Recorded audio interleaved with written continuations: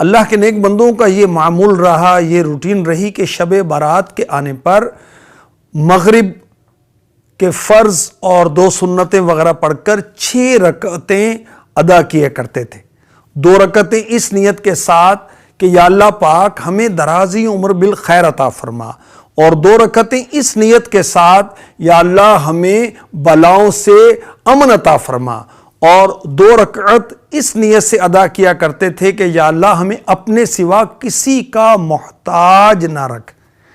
اچھا، ان 6 رکعتوں میں سورہ فاتحہ کے بعد کون سی سورت پڑھنی ہے؟ جو چاہے پڑھ لیں، ٹھیک ہے۔ اور بہتر ہے کہ 3 مرتبہ ہر رکعت میں آپ قل هو اللہ احد اللہ الصمد یہ سورہ اخلاص پڑھ لیں، اور ہر 2 رکعت کے بعد سورہ یاسین شریف پڑھیں، یا 21 بار 21 ٹائمز آپ سورہ اخلاص پڑھ لیں، یا دونوں ہی پڑھ لیں۔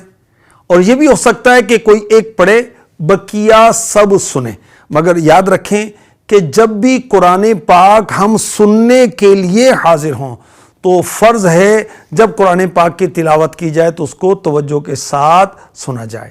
شب برات ہوتے ہی یعنی 14 شعبان کا سورج غروب ہوا تو 15 شعبان یعنی شب برات شروع ہو گئی۔ آپ 6 رکعت پڑھیں گے، انشاءاللہ 6 رکعت پڑھتے ہی ثواب کا انبار لگ جائے گا۔ اور یہ بھی توجہ رہے کہ ہر 2 رکعت کے بعد جب سورہ یاسین پڑھی گئی یا سورہ اخلاص پڑھی گئی یا دونوں کی تلاوت کی گئی، اب دعائے نصف شعبان بھی پڑھنی ہے، جو کہ آقا کا مہینہ رسالے میں موجود ہے۔ 100 سال کی نیکیوں کا ثواب ملتا ہے۔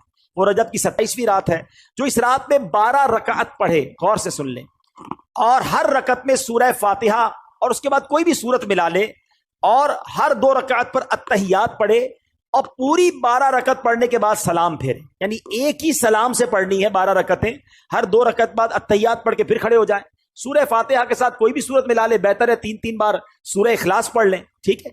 اب جب 12 رکعتیں پوری ہو جائیں تو پھر آپ نے 3 تسبیحاں پڑھنی ہے۔ 100 بار کیا پڑھنا ہے؟ سبحان اللہ والحمد للہ ولا الہ الا اللہ واللہ اکبر، یہ 100 بار پڑھیں۔ پھر 100 بار استغفار پڑھ لیں، استغفر اللہ استغفر اللہ ربی من کل ذنب واتوب الیہ، یہ پڑھ لیں، اور پھر 100 بار درود پاک پڑھ لیں۔ جب یہ وظیفہ کمپلیٹ ہو جائے تو نبی پاک فرماتے ہیں اپنی دنیا اور آخرت کے لیے جس چیز کے بارے میں دعا مانگے گا اور صبح کو روزہ رکھے گا، اللہ پاک اس کی سب دعائیں قبول فرمائے گا، سوائے اس دعا کے جو گناہ کے لیے ہو۔ معاذ اللہ اگر کوئی اپنے گناہ کے کام کے لیے دعا کرے گا تو وہ قبول نہیں ہوگی۔ اللہ پاک ہم سب کو عمل کرنے کی توفیق عطا فرمائے۔ ایک روایت میں آتا ہے کہ اللہ لیلۃ النصف من شعبان کی 15ویں رات کو آسمان دنیا پہ اپنی رحمتوں سے جلوہ گر ہوتا ہے اور فرماتا ہے کوئی رزق مانگنے والا، میں اس کی جھولیاں بھر دوں، ہے کوئی مغفرت طلب کرنے والا، میں اس کے گناہ معاف کر دوں، ہے کوئی مجھ سے عافیت مانگنے والا، میں اس کو عافیتوں سے نواز دوں، ہے کوئی فلاں چیز مانگنے والا، ہے کوئی فلاں چیز مانگنے والا، اس کی رحمتیں آواز دیتی ہیں، اور یہ آواز غروب آفتاب سے لے کر کے طلوع فجر تک مسلسل بندوں کو دی جاتی ہے۔